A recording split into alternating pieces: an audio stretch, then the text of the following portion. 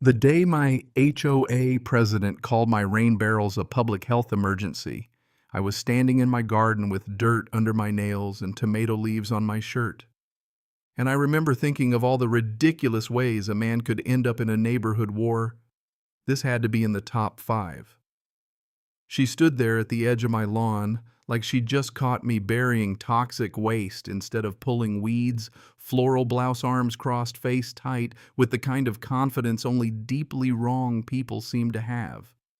Then she pointed at those 2 sealed food-grade barrels tucked behind my jasmine trellis and said loud enough for half the street to hear, "Those swamp barrels have to go now, or fines are going to be the least of your worries." That was Karen, president of the Oakmont Creek HOA, self-appointed guardian of property values, human embodiment of every smug customer service manager who's ever ruined somebody's afternoon. She said she'd already called. County Mosquito Control said, my barrels were a breeding ground for West Nile, said I was endangering the community like I was running some kind of suburban biohazard lab next to the petunias. Now, I'm Mark Davies, retired Army Corps of Engineers, and after 20 years of building, fixing, and surviving things in places that don't make it onto postcards, all I wanted was quiet, a yard, a garden, predictable weekends. My wife Sarah and I bought that house 3 years earlier because it felt like peace. We had 2 kids, Lily and Sam, a decent little garage workshop, and the kind of neighborhood that looked perfect from a distance, trimmed lawns, slow traffic, polite waves, all that nice, clean American dream packaging, you know the type. For a while, it really was good. Sarah built up her design business from home, the kids made friends, and I found a kind of calm in growing things. The garden became my reset button. Water restrictions hit hard every summer, though, and paying city rates just to keep tomatoes alive felt stupid. So I built a rainwater collection system the way any engineer with too much pride and a free weekend would. 2 55-gallon food-grade barrels cleaned spotless brass spigots near the bottom overflow routed into a French drain, every opening covered with fine stainless steel mesh so tight a mosquito couldn't get through if it had a law degree. It was safe, clean, efficient, and honestly, beautiful in its own nerdy way. Karen saw it and lost her mind. The first notice came on expensive cream paper with her looping signature at the bottom, all fake courtesy and real menace. Unapproved exterior modification. Potential sanitation hazard. Immediate removal advised. I read that thing at my kitchen table and felt a cold, familiar calm settle over me. I'd seen this kind of power before, not the scale. Obviously, nobody was shelling the cul-de-sac, but the mechanics were the same. A person with a little authority, a lot of ego, and no interest in fairness. So I did what I always do when nonsense shows up dressed like procedure. I documented everything. I photographed the barrels from every angle, printed local water conservation ordinances, printed manufacturer specs, started a file folder, built a timeline. Sarah stood in the garage doorway watching me line papers up in neat stacks and said, "Mark, maybe just take them down. It's not worth it." I remember looking at her and saying, quiet as could be. It stopped being about the barrels the second she decided she could order me around on my own property. Sarah sighed the way only a wife can sigh when she knows she married a stubborn man on purpose. Then she smiled a little and said, "All right, General. What's the plan?" The plan was facts, calm, boring, deadly facts. I sent Karen a certified letter explaining the system, attaching photos citing the city's rainwater guidance, laying it all out clean and professional. I gave her every chance to back down gracefully.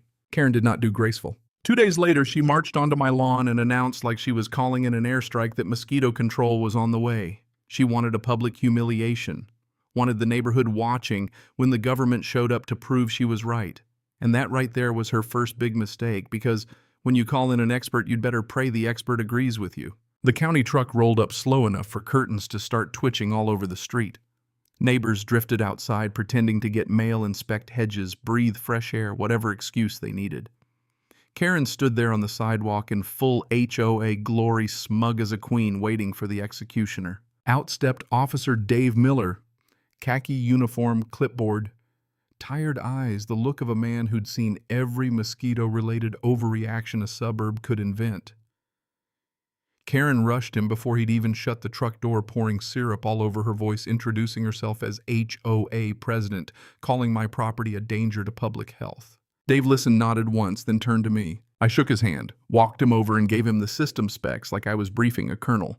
He crouched, checked the seals, inspected the mesh, shined a flashlight inside, traced the overflow to the drain, looked at the dry ground, checked the spigot.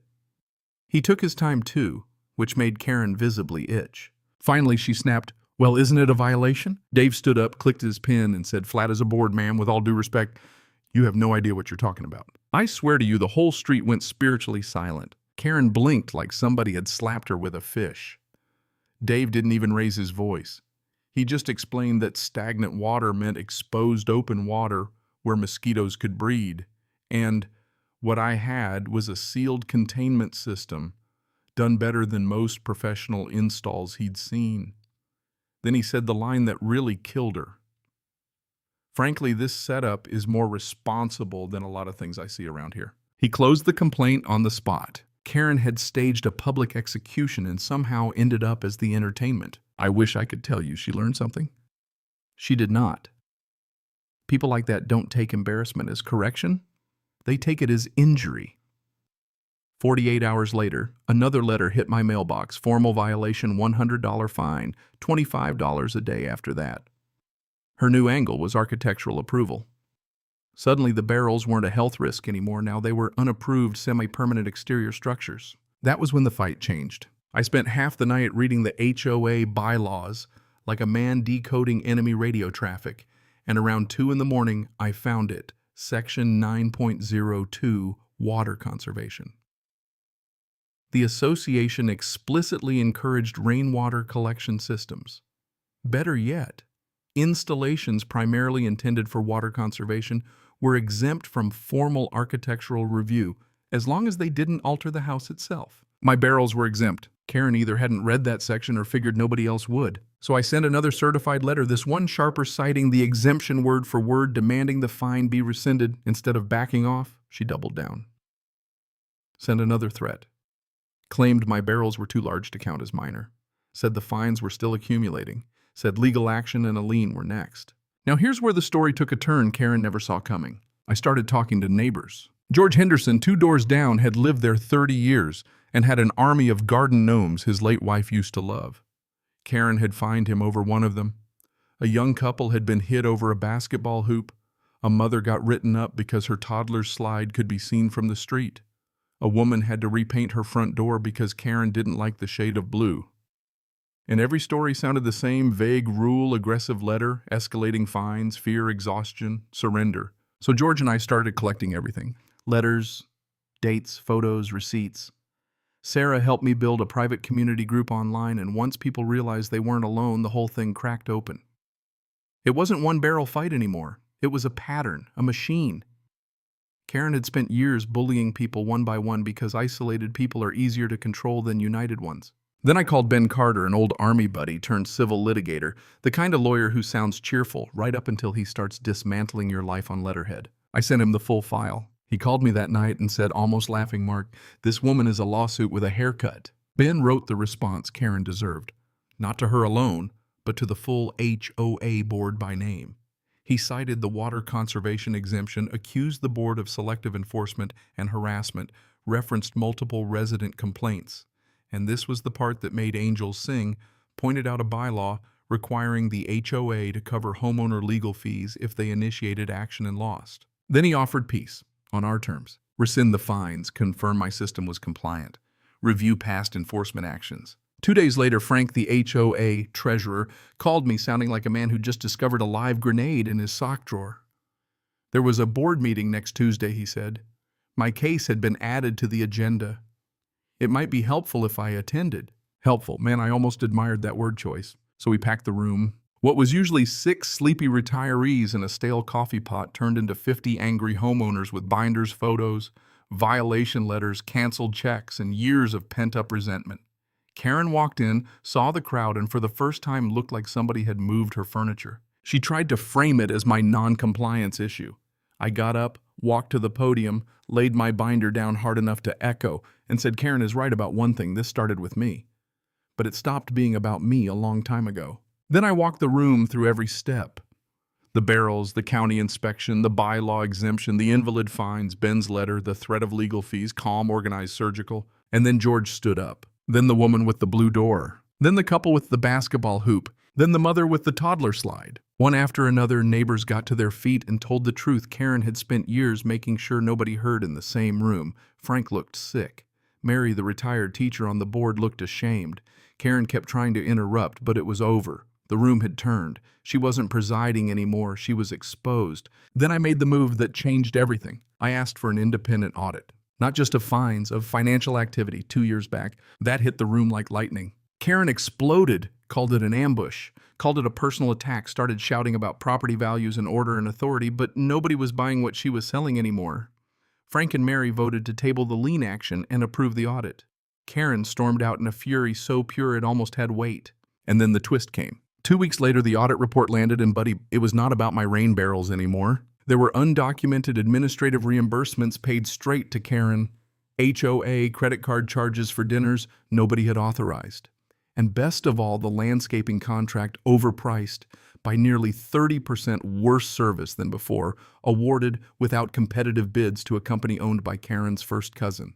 That woman wasn't protecting the neighborhood. She was feeding off it. The board removed her, immediately demanded repayment, and brought in counsel. She didn't even get a dramatic final speech.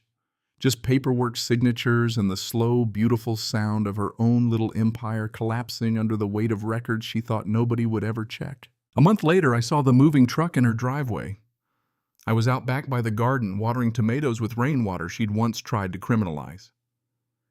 Karen came out carrying a box, looked across the lawn at me, and for 1 second I saw it not rage, not power, not even spite, just defeat, real hollow defeat.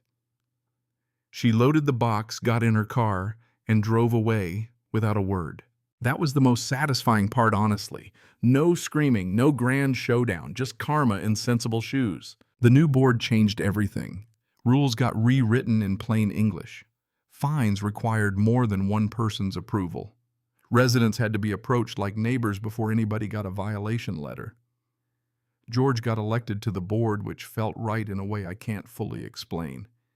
And those gnomes of his multiplied like a tiny ceramic militia of freedom. And me, I kept the barrels. Still have them. Some nights when it rains, I sit on the patio with Sarah and listen to the water run off the roof and into those tanks, soft and steady, and it reminds me of something I learned way too late in life. Power doesn't always arrive looking dangerous. Sometimes it shows up with a clipboard, a smile, and just enough rules to make decent people doubt themselves. And the reason petty tyrants get away with as much as they do isn't because they're strong. It's because everybody around them thinks they're fighting alone. I wasn't alone, none of us were. We just had to figure that out. So yeah, my tomatoes did great that summer. The garden thrived, the neighborhood finally breathed again, and every time I filled a watering can from those barrels, it felt like justice with a brass spigot. Now I'm curious what you think when somebody uses rules to control people instead of protect a community. Is fighting back a duty? Or does it become revenge the second you start enjoying it? Tell me where you land on that, and tell me if you've ever dealt with an HOA, a boss, a landlord, or any petty little kingdom where one person confused authority with ownership. I'd genuinely love to hear your story.